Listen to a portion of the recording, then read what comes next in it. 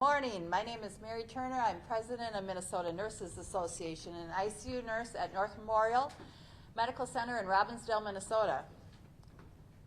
The nurses of Minnesota have spoken. Yesterday, Minnesota nurses came out in strong force of show to call hospital executives to account for the crisis of care and the retention that they have created in our hospitals.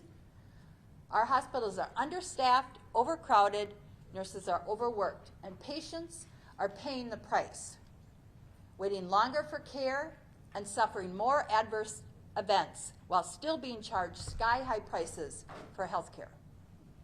Our CEOs have created these problems while taking home massive raises, and this is unacceptable. These problems existed before the pandemic, and today it's only getting worse. The future of healthcare depends on the choices that our hospital executives will make in the near future. Yesterday, we sent a clear message to these executives. Enough is enough. It is time to put patient care at the bedside before the bottom line. If our CEOs won't do it, we will.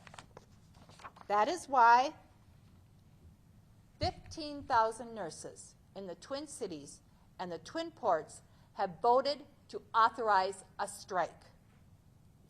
Because we need action now to address the chronic understaffing. We need action now to address the crisis of retention.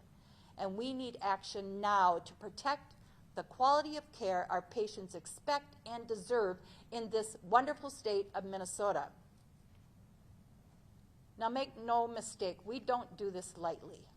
We all want to be at the bedside. We want to be there caring for our patients. But we are serious about addressing the crisis patients and nurses are facing at the bedside. Just this past weekend, every shift at North Memorial was 11 to 12 nurses down.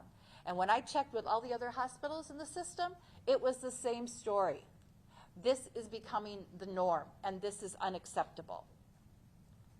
We've been negotiating for 5 months despite little movement from the hospital executives. That's why we've been working without a contract since June. And that is why we've taken this strike vote. We have been forced to do this because we've tried through legislation, we've tried at the bargaining table, and nothing is working. We don't do this lightly. This is not what we're called to do, but this is what we have to do. We're not calling for an immediate strike today, but with this vote, our nurses are giving our negotiating leaders the ability to call a strike. We're ready to fight. We're ready to put patients before profits. What happens next is up to the CEOs.